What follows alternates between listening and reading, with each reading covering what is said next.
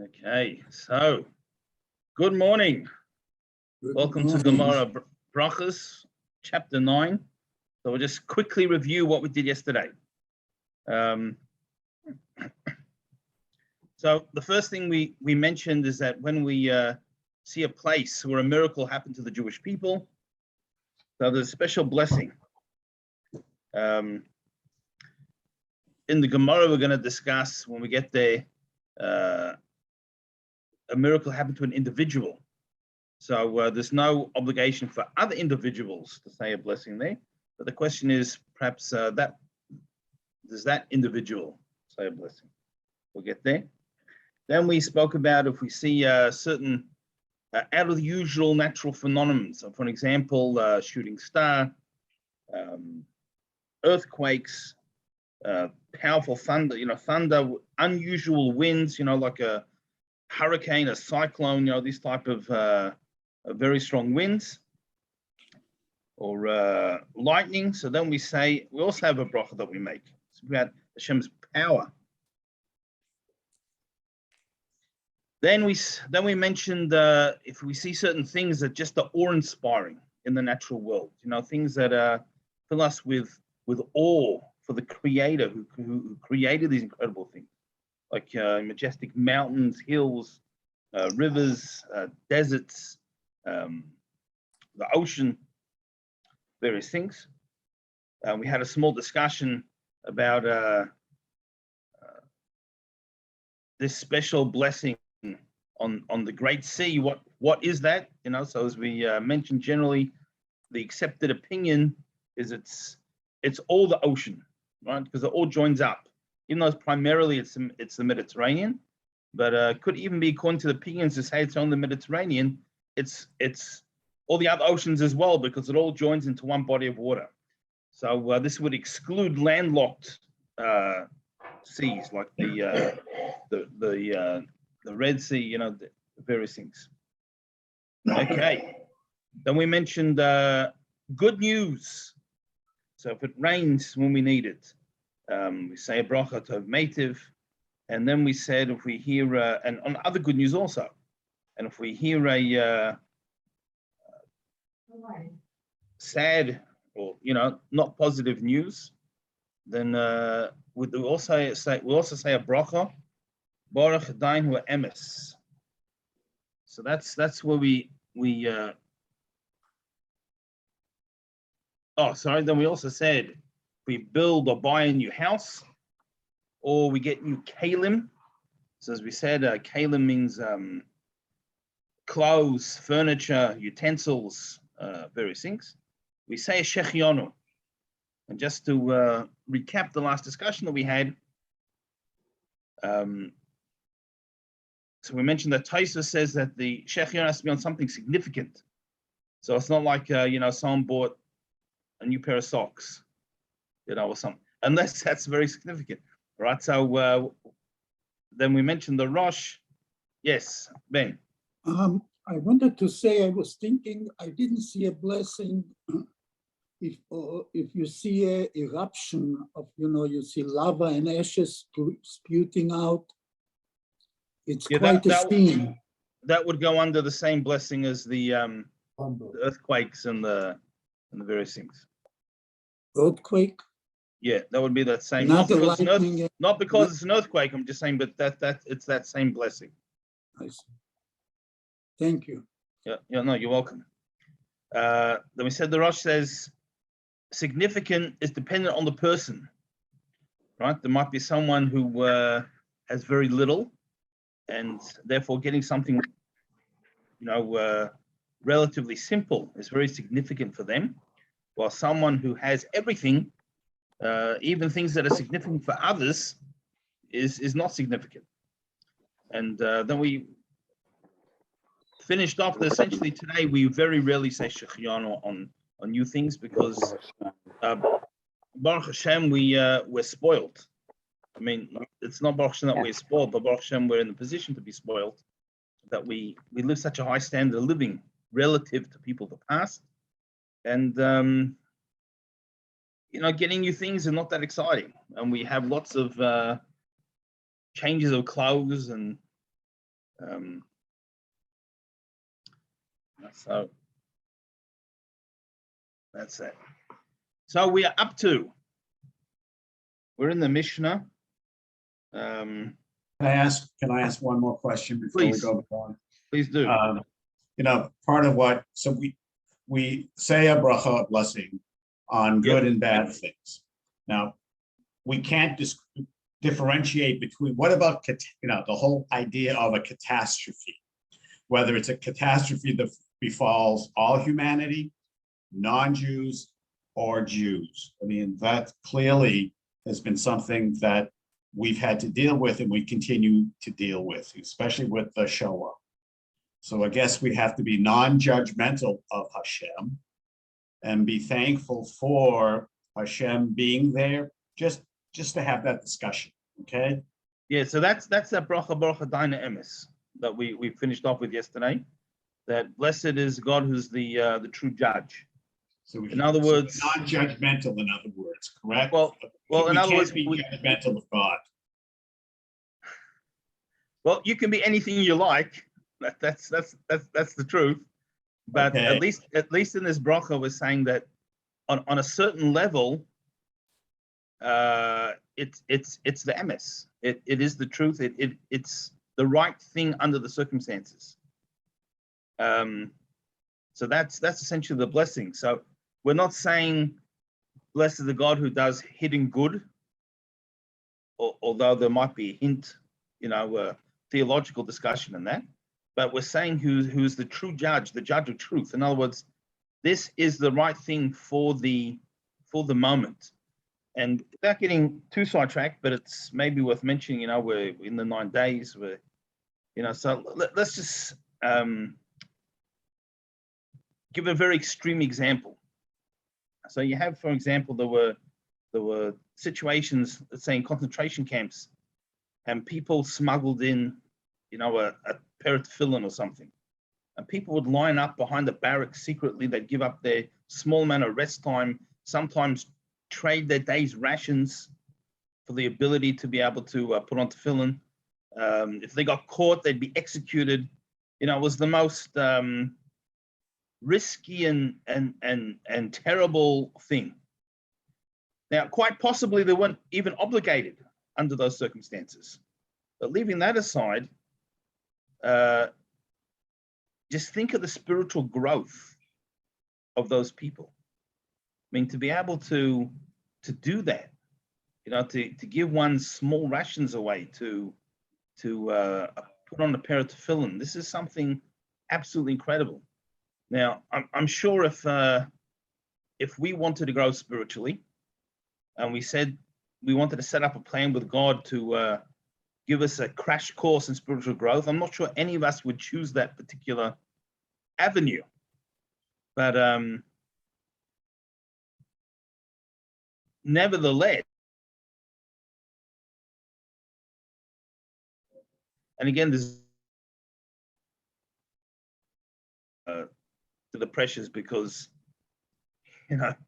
who can judge people in that situation? You froze part of the time, so we didn't hear the whole thing. Oh, is it better now?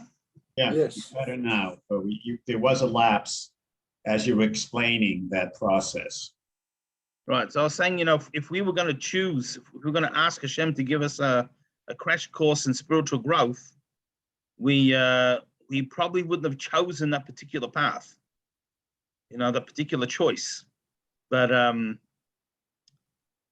those who did that, it was something incredible.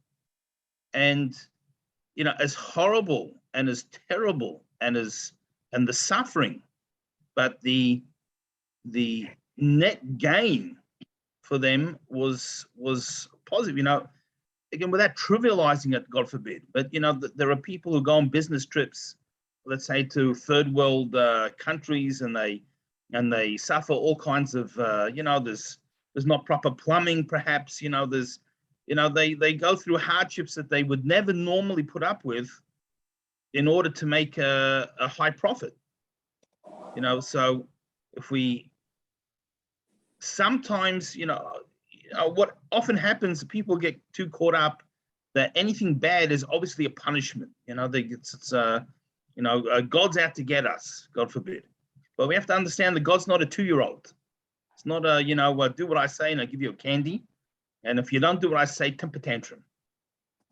Often, the negative situations, so we can achieve something that we wouldn't be able to achieve under normal circumstances. And we have to bear in mind that who we really are is our soul. And this world is not our natural habitat. Our life in this world, in this physical world, is essentially just a business trip. We're here to accrue profit, so to speak, right? And that's spiritual profit, to be able to achieve, you can't do mitzvahs in the next world, at least not like we can here. This is the place to accomplish and to achieve things we couldn't otherwise. And in a certain respect, the more difficult the situation, the greater the accomplishment. And this is why often, sometimes we will make a resolution, we'll try to improve in a certain area, and just as we start working on something, all of a sudden it gets harder due to other circumstances. And our first reaction is like, Hashem, what do you want from me? Right? I'm just trying to accomplish this, and you're working against me. Don't you want me to achieve it? But on the contrary, it's by making it more difficult, this is what makes what we accomplish even more powerful. So it's at a certain point, we have to realize that God has an infinite intellect.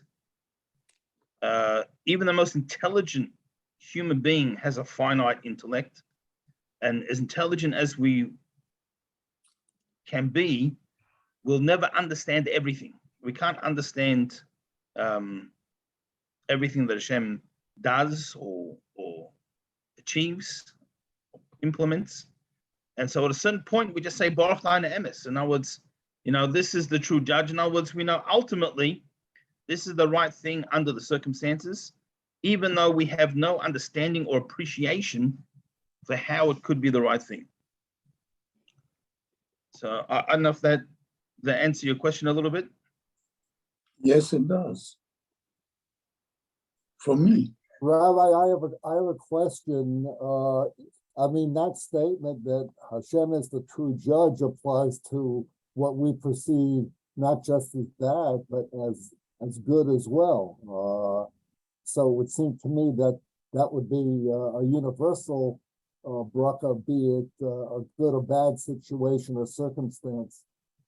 Yeah, excellent point. So the bracha we make when something good happens is hatov v'meitiv, and this is because we can appreciate it, right? So it's a in concept, we should probably say hatov v'meitiv on everything, right? The problem is, which means that Hashem is good and he gives us good, because in reality everything is really good. The problem is that when we can't appreciate it, we're not saying sincerely. It's just becomes a joke. Imagine someone they've had a tragedy, God forbid, you never know from such things, and while they're in the middle of crying and feeling terribly sad, which humans, you're allowed to have emotions, right? We have emotions for a reason. Just turn around and say, blessed is Hashem hatov v'meitiv, who gives me good and gave me good, when it's good, you wouldn't really mean it. So therefore, we revert to plan B, which is at least to acknowledge that ultimately it's the right thing. It's the Leina Emes. So, it's like a similar statement, but one level down. At least we can say that sincerely. Thank you, Rabbi. You're welcome. I think it's the best explanation I ever heard of that situation. Well, I'm just repeating what I've heard from my teachers. I can't claim any credit, but thank you. So then we said, and this is actually our discussion's a good lead into this. We say, al haro Now, on the so it's just, did everyone have the place? Yes. Right. So we say Mavarech ala Ram ein ala Taiva. We should say the blessing. We should bless with the same sincerity on the negative as we do for the good. Vala Taiva mein ara. And with the same sincerity as the good as we would have in the negative. So this is a funny statement. So let's do the easier one first, because we're already halfway through it in our discussion. You know, we bless on the negative, the same sincerity as to do the positive. You know, there's a famous story that some people came to the Maggid of Mezrich, and they asked him this. They mentioned these words and say, "Come on, how can you honestly thank Hashem for the bad with the same sincerity as the good? How can you do that?" So he sends them. He says, "Go to my student, Reb Zusha of Anapoli, and you'll find your answer." So they travel over there. They find him, and he lived in absolute poverty. You know, the house was a hovel. You know, there was wasn't weatherproofed properly. He was wearing rags. He had skin problems because he wasn't able, due to his poverty, to take care of himself properly. There's probably malnutrition as well. You know, it was a terrible, pitiful sight. And so they came and asked him, you know, the Rebbe sent us to you to ask you this question. How can you possibly thank Hashem for the bad with the same sincerity as the good? And he looks at them. So first of all, he never called himself I. He always referred to himself in the third person due to his humility. He said, the Rebbe sent you to Zusha to ask this? Are you sure? He said, yeah. He says, Zusha can't give you an answer because nothing bad ever happened to Zusha in his entire life. Right? So this person, although he was living in what, you know, we'd be complaining from today to tomorrow, he honestly believed and felt that Hashem was giving him exactly what he needed, and it was amazing. And, you know, we can understand that on an intellectual level. He really believed it wholeheartedly. That's why he was a tzaddik. So that's what we have to work towards. We've got some aspirations here. But then we've got, so that we can understand. You know, at least we have to accept the negative. We understand it's all part of Hashem's plan. But then we have the statement that we should say the blessing on the good with the same sincerity as you say a blessing on the bad. What does that mean? Anyone have any thoughts? I thought the opposite should have been written. Well, it says both. We have the opposite first, that we bless on the bad with the same sincerity as the good. And then it says, and we have to bless on the good with the same sincerity as the bad. Yeah, that I don't understand. Right, so it's an interesting statement. You see, I'll give an example. You know, unfortunately, you know, sometimes when something not so good happens, people turn around and say, Hashem, why me? Why me? It's not fair. You know, I'm sure that fellow who won the $1 billion lottery this week didn't turn around and say, Hashem, why me? It's not fair. Why me? Right? We probably didn't happen, because human nature is, when good comes, it's not like we feel we deserve it per se, but right, that's what's meant to happen. And when there's something negative, then we have to intellectually step in and we say, you know, ultimately, this is Hashem's plan, and this is what we need to do. And say, Baruch Dan Emes. So what we actually have to do is, when something good happens, the same way we recognize that it comes from Hashem, we have to recognize that something positive is not just, you know, I negotiated a good deal in business. Okay, could be I did also, but there was some divine assistance. Yes, Ezra. So, I'll play devil's advocate. All right. Yeah. Let's say you're an individual, you don't know whether you're a Benoni or you need that one extra one way or one extra the other way. The fact that you may get or you may win the lottery may, you may ask, why me? From the standpoint of, are you giving me everything that I'm going to get because there's nothing in the next world for me? Right. That's a good, right. As we know, there are certain people who receive all their reward in this world because of all the terrible things that they've done. It's, they get anything on the positive side canceled out in this world, and they just get dealt with in the next world. So yeah, I mean, it is true.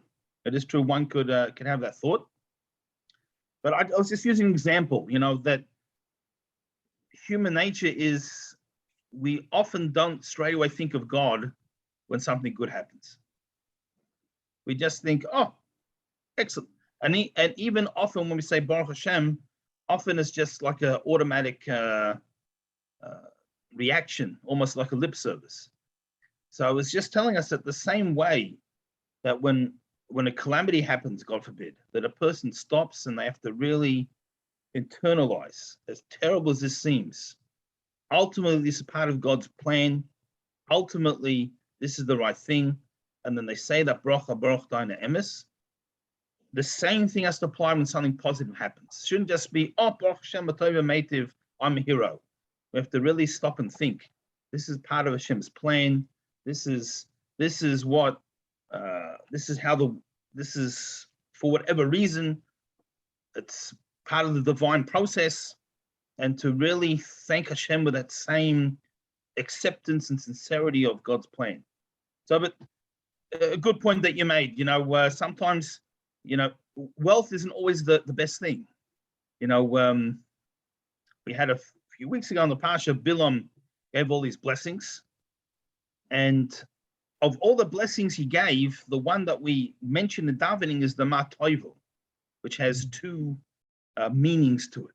It's the Jewish family life, the appropriate Jewish family life, and shuls and yeshivas, in other words, learning Torah and davening. Now, he gave other blessings, wealth, health, all these various things. Now, every other blessing can unfortunately also become a curse. Right? There can be some people who have so much money that it ruins their life. Growing up, there was a neighbor who was a very wealthy businessman, and he had to have a security guard at his house. He had to travel with his bodyguard. Right? He was a target. Who wants to live that way? So although many people might envy him of his wealth, I certainly didn't envy his lifestyle. I was in high school, and a friend of mine and I sat on the roof one evening, went out the window in the attic, just fresh air, and we're talking. And the security guard from over the fence thought, I know, we're terrorists or something. Next thing we know, they're all surrounding the place.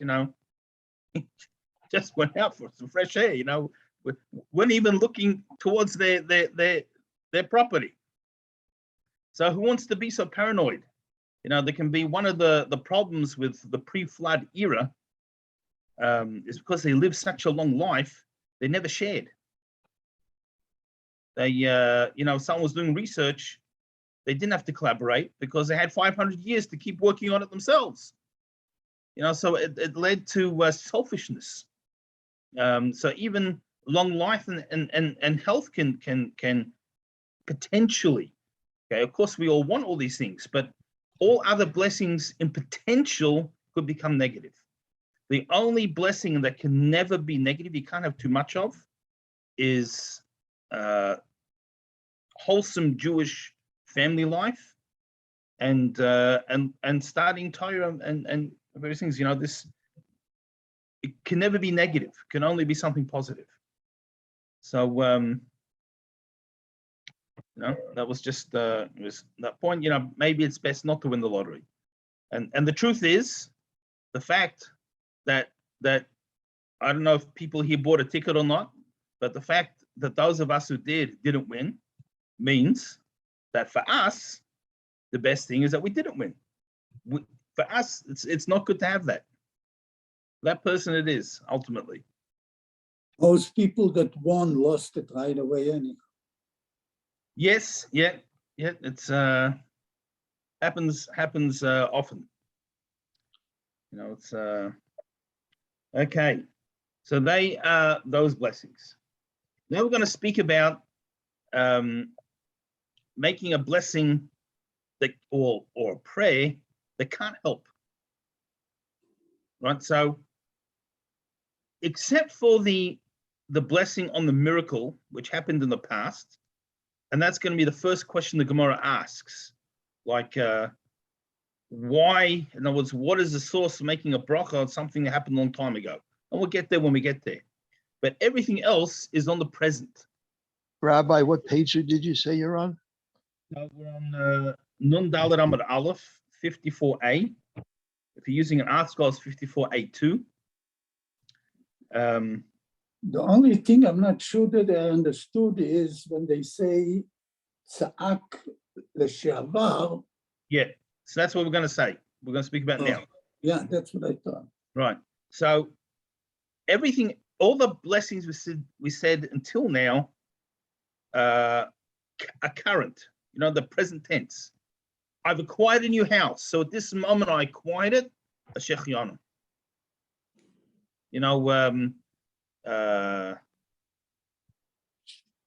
Let's say right now there's a hurricane, okay, and God forbid, especially those in Florida,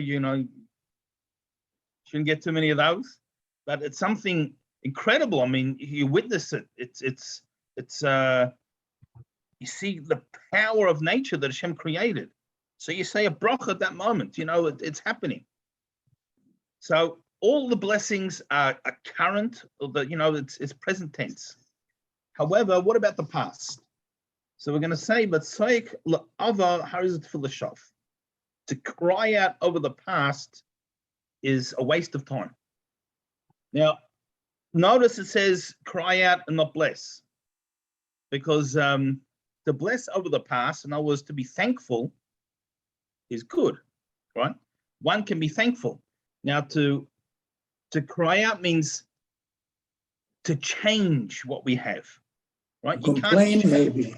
well, it's also complain, but it means, in other words, you want to change it, right? In other words, you can't change the past. And by the way, this is just a lesson for the in general. There's a cliche. Today is the first day. The rest of your life, it's not just the same. That's the truth, because whatever happened till now, hopefully it was good. But at the end of the day, you can't do anything about it. Whatever happened, happened. All we can do is work on for now going forward. So, the past we can pray for, but for the future we can pray for. For the present, we can say a blessing, but for the past, it doesn't help. So he's giving examples. I saw Ishtam Beres, his wife was pregnant, and he says, Shem, may be your will that I have a baby boy. Right? Although I got to say, our first child, I thought it'd be a good idea to have a girl. All the pressures, brand new parenting, and we're gonna have to make a bris and all these things. Be easier to have a girl first. So I said, Hashem, let's have a girl. Anyway, first child was a boy.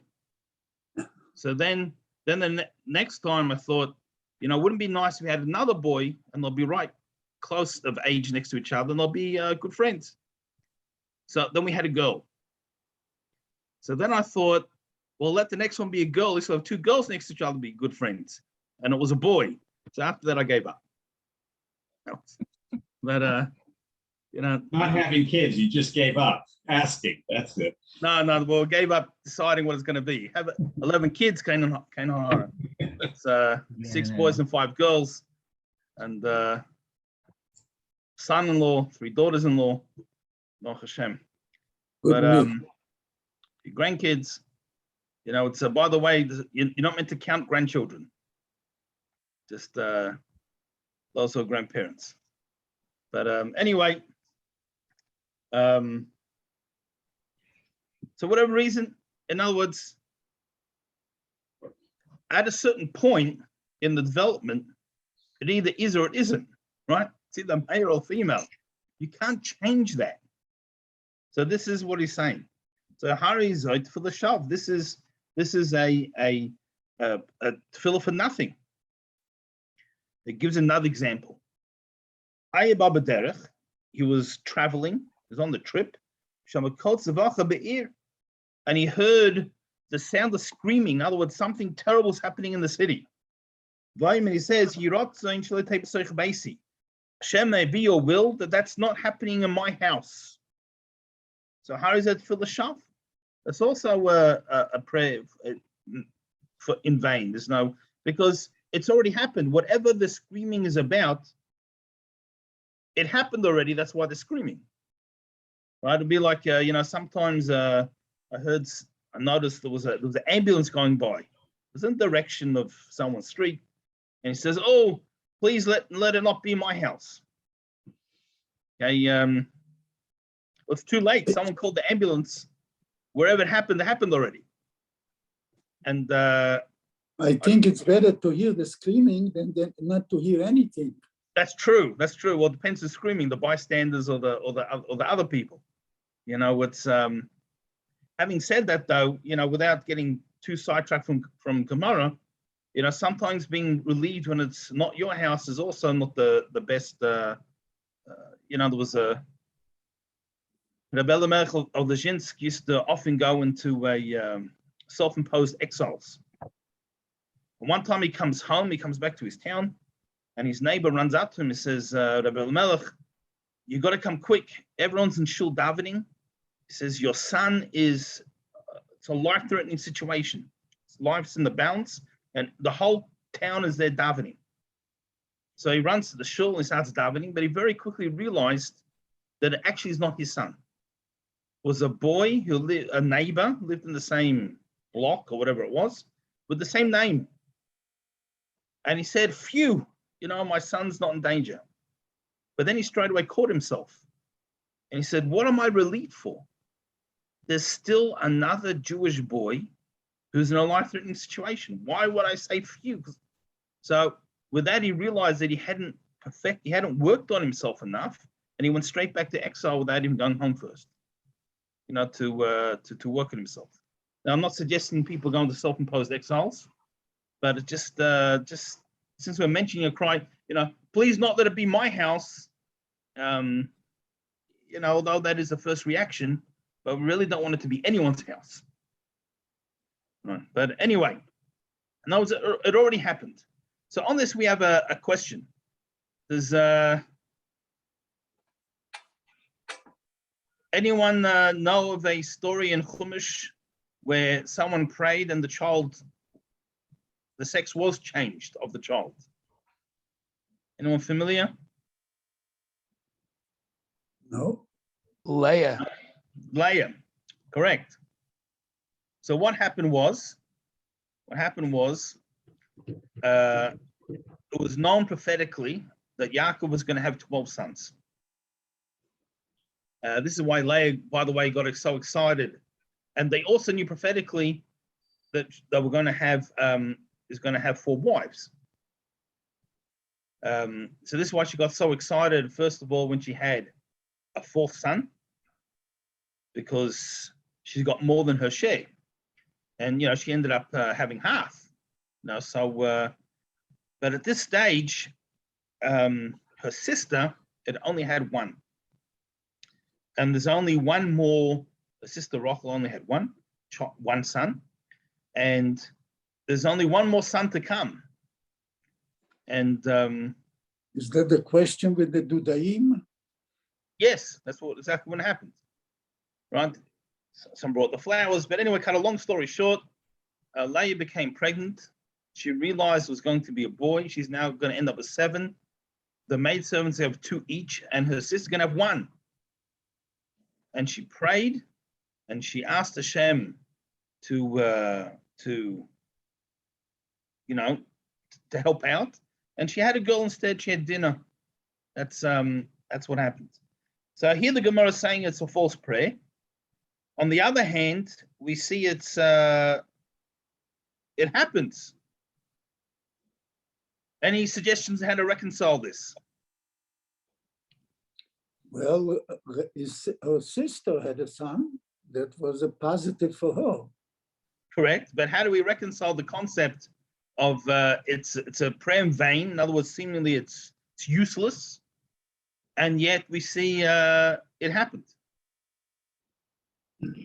Okay, so there's a few answers. I mean, one answer that some of the commentaries give is that it was before 40 days, so the sex actually wasn't determined, when whatever.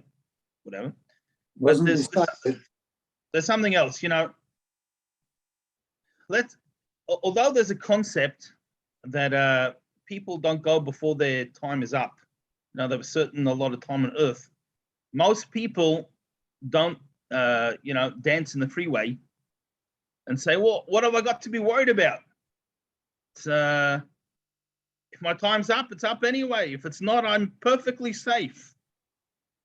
We would say that's irresponsible. Let's play Russian roulette. What's the problem? Time's up. It's up. But it's not. No problems, right? Because when someone does something like that, you're essentially relying on a miracle. And although we can hope for miracles, we're not allowed to rely on a miracle. It's irresponsible. We're not meant to rely on a miracle. So although Leah did daven and a miracle happened, but under normal circumstances, these type of miracles don't happen. So that's the issue. When something's already happened, someone's wife is 8 months pregnant, whether it's a boy or girl, it's already been decided. In concept, yes, Hashem can make a miracle and change it. Hashem can do anything. But that's generally not the way Hashem runs the world. So therefore, it's pointless. So it's not to say that such a thing can't happen, but it's, there's no point davening for it. Okay, any questions or thoughts before we move on? Rabbi, Yes. I heard an interesting thing that regarding this davening, that it should be a boy or it should be a girl, and the sex can change within the 40 days. Yes. So it used to be in medical science that they thought that at the time of fertilization, it's already decided male or female with the XY chromosomes and all that, and it was decided at the time of conception. And then during the 1990s, they did scientific research, and they realized that within the first 6 weeks, which means within the first 42 days, the sex of the child is able to be changed, which is exactly what the Gemara was saying. But they found this out in medical science just in the last 30 years. Well, there we go. But did they Thank you for say sharing. how it could be changed? No, just that it was able to be changed. They didn't talk about the Torah or Gemara. Okay. The next clause of the Mishnah. Hanichlas the krach mispaleshtayim. So when a person enters a city, he davens twice. And I'm not talking about any city, most people, when they travel to Phoenix, don't start davening, save me. But we know, particularly in the ancient world, a city essentially was like a city-state. And whoever was in charge of the city had absolute power. That was how it worked. They were the ones who passed the laws, they were the ones who enforced the laws. And unfortunately, as we may have noticed with dictators, not all of them as honest as some others. And often when a person came to a city, it was a very dangerous place. Now, there were some cities that were quite safe, but many cities, particularly if you were a traveler, were incredibly dangerous. You know, if you didn't bribe the right person, you're gone. You know, going to cities in the ancient, and it's not even so ancient, you know, and even in some place in the world now, you know, it's perhaps now's not the best time to travel to Ukraine, but there are a lot of people who go to the town of Uman in Ukraine for Rosh Hashanah. The Menachem Breslov is buried there. So I've my brother-in-law's brother goes there regularly. One of my, not the Smiths, the other side, my sister's brother's brother, sister's husband's brother. Yeah, not my sister's brother because that's me, but my sister's husband's brother, right? But he goes there regularly, not every year, but more often than not.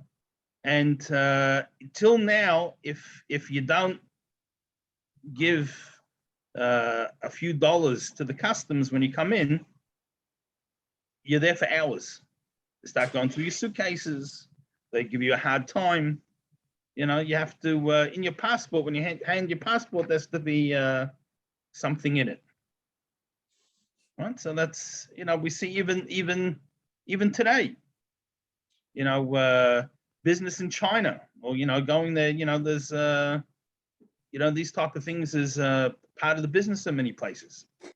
Again, it's have to be careful what you say about some regimes. It might sound someone after me, God forbid, but, you know, so I'm going to leave it there and not reveal any more secrets. But in the ancient world, especially the leaders had power, life, or death. They weren't answerable to anyone. It was very dangerous. So before a person enters it, when a person goes to a city, he has to daven twice. Achas,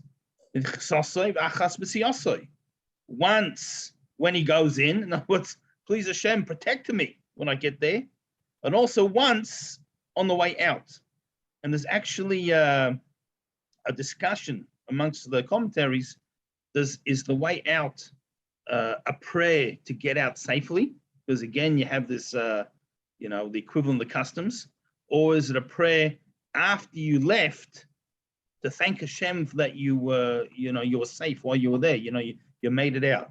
But either way, Ben Azai, Omer Ben Azai says Arba. In fact, you have to daven 4 times. And he goes like both views, essentially. Twice on the way in and twice on the way out. He has to give thanks that he was protected. The cycle acid, and he cries out, he davens to the future. In other words, he says before you enter the city, you got to say, please Hashem, help me get through this gate into the city safely. Then once you get in, you say, thank you to Hashem. That's 2. And then on the way out, you have to daven, please let me get out safely. And then once you're out, you say thank you. So that's how it works. Rabbi, Yeah. you're also saying the traveler's prayer every day while you're there in the city. Right. Hashem So to protect you. Right. That there is a custom to do that. But just since you mentioned it, just of course we have a Tfilas Haderech, a traveler's prayer, and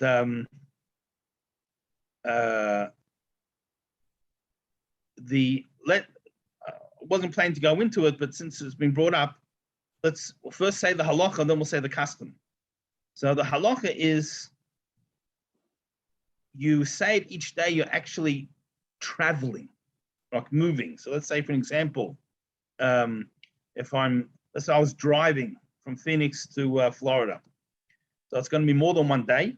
So I say, once I get out of the city limits, I say the Tfilas Haderech, and I stay at a certain point, I stay at a motel or something overnight. I get up in the morning and I'm still going to be traveling.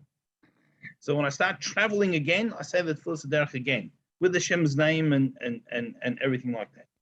And if I travel for 3 days, you know, so I'll say it 3 times. And then when I'm in my location, I don't have an obligation to say it anymore. But when I return, again, on the traveling, when you first leave the city limits, you'll say the prayer again, unless you're returning the same day, right?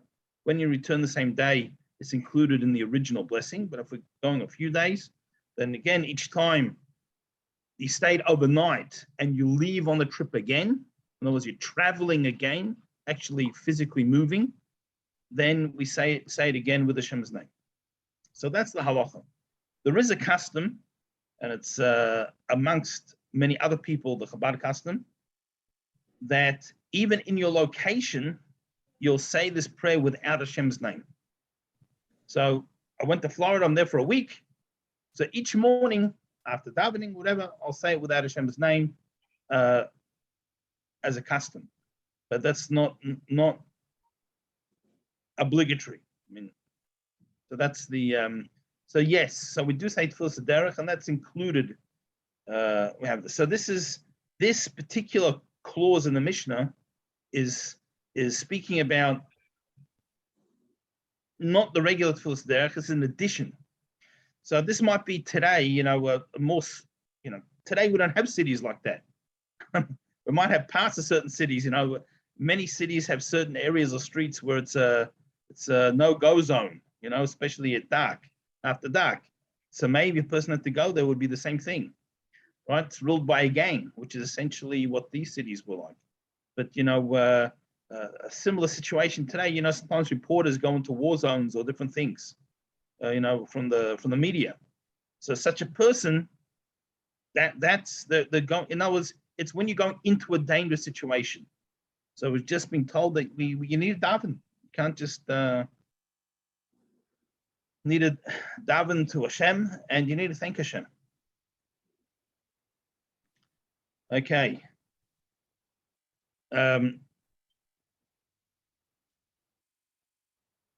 Next clause. So we repeat what we said before, which is a little bit unusual for a Mishnah.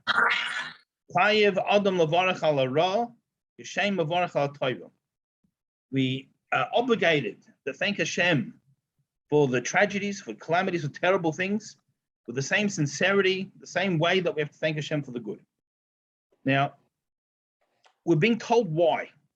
We brought it up again to not to repeat the ruling. We've had the ruling, but to try and give some, teach us why and how.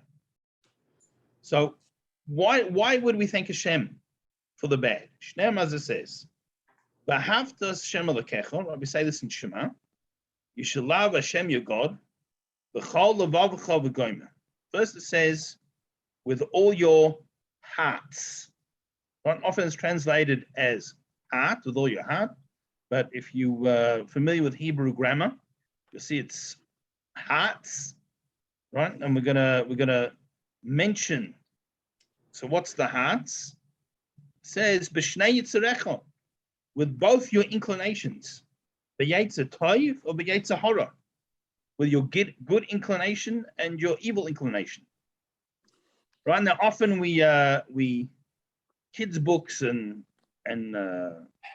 cartoons and different things. We want to try and understand this concept. You got two little sock puppets on one shoulder's like a angelic being, and on the other one's a little devil or something, and right. So obviously it's not the way it works.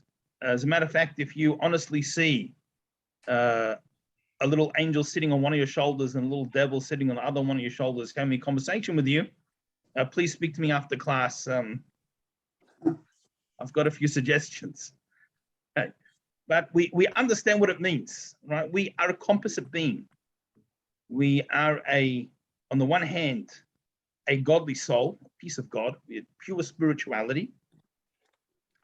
And on the other hand, we are a body, an intelligent mammal, at least for most of us, intelligent mammal, and connected with the body to allow this godly soul to interact with the physical body. We have what we call an animal soul. So you got the animal soul and the body on one side, at least that's how it starts, right? One can tame and transform the animal soul and make it totally subservient to the godly soul. That's a very high spiritual level. So, but at least initially it starts off the animal soul and the body on one side.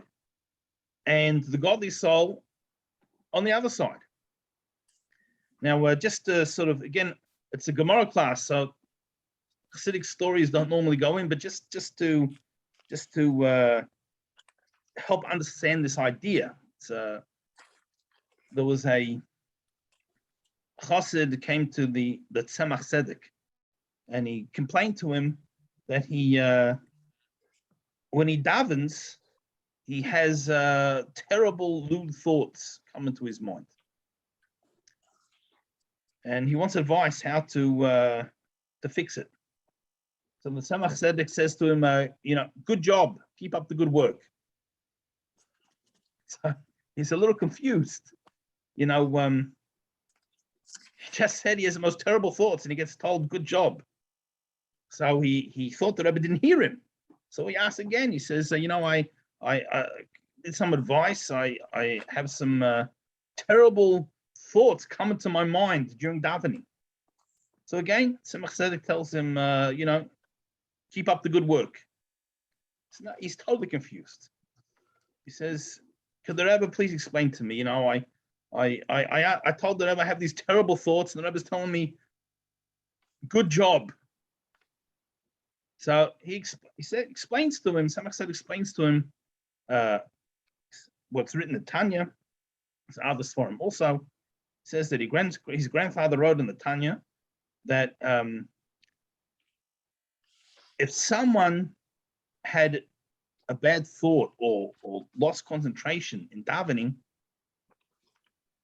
that doesn't mean that davening was bad.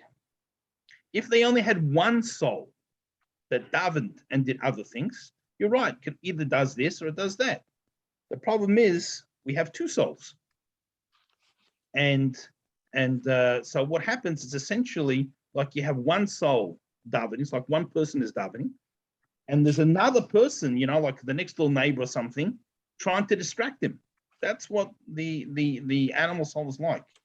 And then he says furthermore, he says when two people are wrestling, if one is not really trying very hard, so the other one doesn't have to try very hard. But as soon as the other one starts putting in a tremendous amount of effort, then his opponent has to put in a tremendous amount of effort as well. Otherwise, he'll be taken down. So he says, so the Tzemach Tzedek says to him, the fact that the Yetzer Hara is putting so much effort into ruining your davening by sending all these thoughts, it goes to show your davening must be a good davening. Because if it was a lousy davening, then the Yetzer Hara wouldn't care. The fact you're having all these thoughts shows that you're working well in your davening. So that's why I said, good job. Just keep it up. Keep doing what you're doing, and eventually the good overcomes. Right? So that's what we mean. We have two Yetzer Hara, we have two parts of ourselves. Now the godly soul and the animal soul, again, at least initially, because as I said, we can tame our animal soul and make it subservient to the godly soul. But in its raw state, they have different objectives, and not only different objectives, they have different time frames. So the godly soul wants what Hashem wants. So let's say, for example, there was a certain mitzvah that needs to be done. So the godly soul objective is that the mitzvah should be done. The godly soul doesn't care if I do it, you do it, someone else does it. I mean, obviously, he wants to grab every chance to do a mitzvah, but at the end of the day, it's not selfish. If someone else is going to do it, that's also good. We've done what Hashem wants. And if we're going to do it together, even better. So that's one set of objectives. The animal soul's objective is pleasure. It's immediate gratification. So the godly soul thinks long-term. Ultimately, want to bring Mashiach, and if that means we have to do this today and something else tomorrow, things long-term, and it's not selfish, while the animal soul thinks immediate gratification short-term, to the extent where it'll say, I want to sleep in this morning. If you sleep in again this morning, the he's going to lose his job, and he won't be able to buy all the other things that the animal soul itself enjoys far more than sleeping in. It doesn't matter. We're not worried about later. Now. Want my fix or materialism now. And it's very selfish. The animal soul doesn't want other people to enjoy something wrong. You got this, the it wants to do it. As a matter of fact, not only does it not want to share with others its bad habits, it'll criticize others. As soon as the animal soul, yes, right, as soon as the animal soul sees someone do something that they do themselves, it's the first one to criticize. Look at that bad guy. Look at him. Even though he does it himself, right? So it's totally, so what happens, you got one who has God's agenda, thinks long-term and is selfless, and the other one wants its own agenda, its own fix, thinks very short-term and is very selfish. So you can understand that they end up wanting very different things, but they're both running the same body. And they both need the body to achieve their agendas. So this leads to a certain conflict. Right? This leads to a conflict. And the first stage is conflict. The first stage, of course, is to stop the animal soul from getting out of hand. So it'd be like if we use a parable of a wild stallion, right? It's dangerous. It can hurt itself, hurt others. You lock it up in a pen, so it can't be dangerous. But ultimately, the goal is to tame it. Right? The person tames the wild stallion. Now we can ride the horse. He can go further and faster than he could without the horse, and he can carry more weight while going further and faster. So the animal soul is a very powerful force, and ultimately the goal is to tame it. And then this is what it means, that we should love Hashem with all your hearts, with both the animal, the good inclination, the evil inclination. Of course, once you've tamed it and it's serving Hashem, then it's no longer the evil. It just, this is why I say animal soul more than the evil inclination. It starts off the same thing, but then once we tame it, it becomes subservient. So that's the goal. That's what we want to do. So it tells us that we should love Hashem with both our hearts, so to speak. So this is a source. Okay, so anyway, then the verse continues. V'chol nafshecha, and with all your life. In other words, that a person should be willing to actually, if need be, give up their life to serve Hashem. Now, on a simpler level, without having to give up one's life literally, we often have to give up something. There are times where a person does not take or gives up a job because it'll interfere with Shabbos or Yom Tov, or perhaps the office environment is not appropriate for a Jewish person. There are times where we spend more money to have kosher food, particularly around Pesach. And it's not just more money. In other words, we could have spent that money on enjoyment, right? On physical benefit. The fact that we give up our materialism to a certain extent, our physical life to a certain extent, that's also serving Hashem with all your life. But there are times, and unfortunately we quite aware in Jewish history, there's been many times where people literally have given up their life to stay a Jew, often willingly, right? There are times that people just kill because they're Jewish, but there's many times people say convert or die. Okay, when I say willingly, I'm sure they all preferred it didn't happen, but under the circumstances, happily gave up their life to stay a Jew. There's of course, we read about Yom Kippur, the very famous story of Rabbi Kiva, as he's been executed. He's sitting there smiling. He's undergoing the most painful torture. Should be screaming. Instead, he's sitting there calmly, a big smile on his face. And the executioner says to him, what are you, a magician? You can block out the pain? What's going on here? He says, no. I'm celebrating the fact that I get to serve Hashem b'chol nafshecha, with all my life. I say Shema every day. And when did I ever get to do it?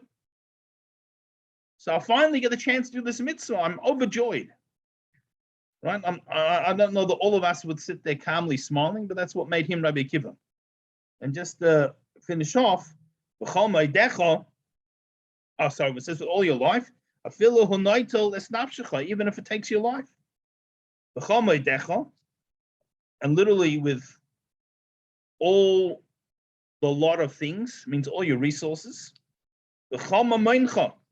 Means all your money. Or another explanation, it means every character trait you have, every ability.